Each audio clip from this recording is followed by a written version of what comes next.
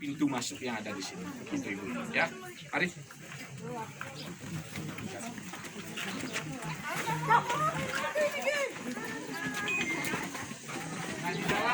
Nah, di dalam pekarangan rumah itu juga ada konsep yang disebut dengan mandala juga. Yang paling depan itu kami ada pekarangan. Iya, makanya tunduk, angkulnya rendah. Kecil. Iya, sengaja dibuat Ya, rendah. supaya tidak Iya, berdesak-desakan. dan orang antri.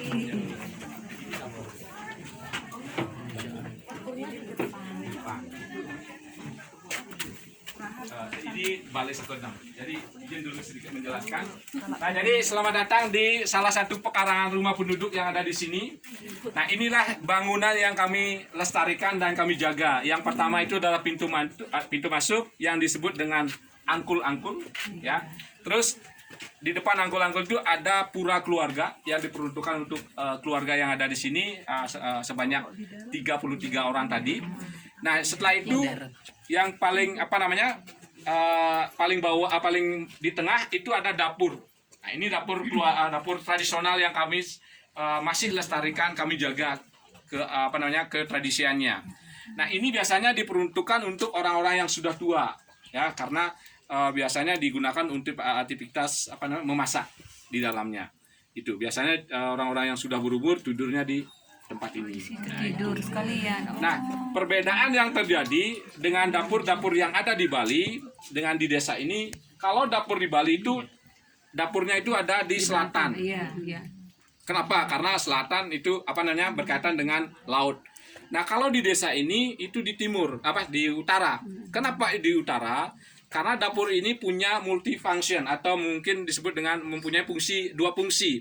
Jadi ada fungsi religiusnya juga di sini.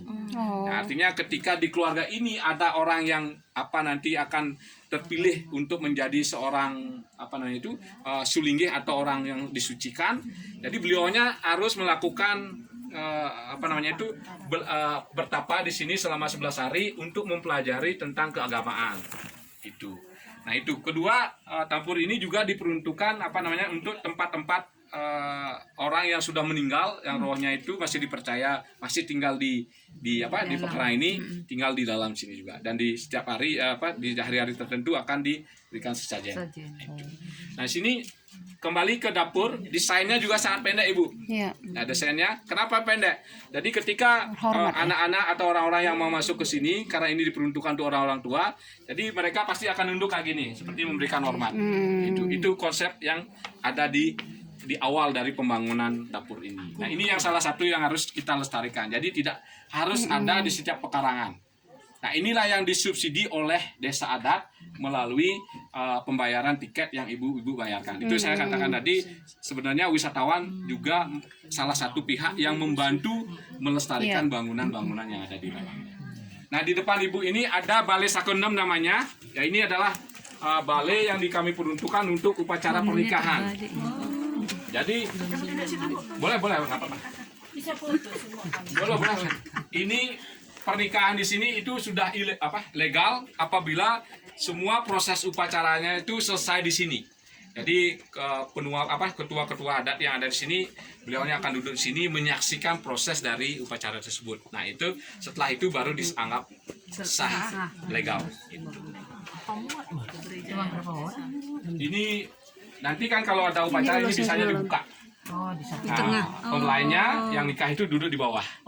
Nanti di bawah. Yang di atas itu adalah orang-orang yang sudah dituakan, pemuka agama. Nanti ketika pada waktu saat akan makan siang atau kamu makan, ini yang harus melayani. Sebagai pengantinnya.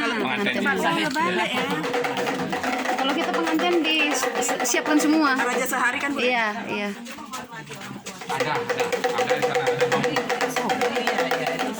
Berapa ini satu? Mas, ini berapa, Mas? Tidak boleh.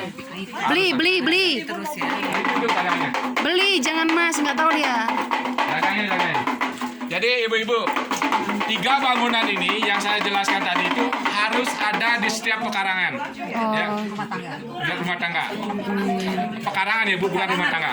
Ya, jadi itu harus ada. Karena tadi 7 kakak ya. Itu adalah merupakan suatu kewajiban dari orang-orang yang tinggal di dalamnya.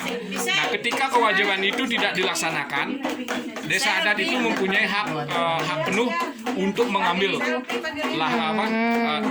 mengambil lahan ini. Karena ini memang sertifikatnya itu kepemilikannya itu dimiliki oleh desa adat.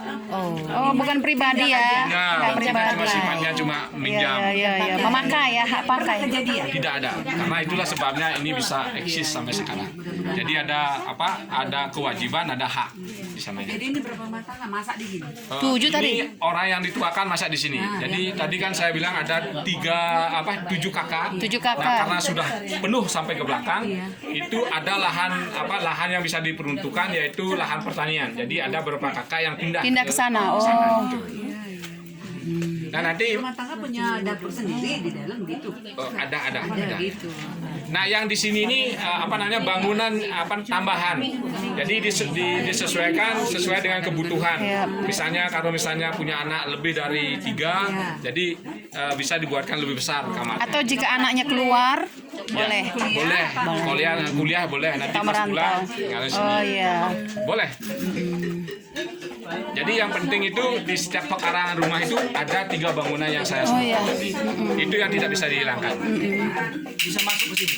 Bisa, silakan. Bisa foto-foto, silakan. Main. Tembak. Foto deh. Bawa ya. Enggak aja kerjaannya orang ini. Pasrah gitu, pasrah.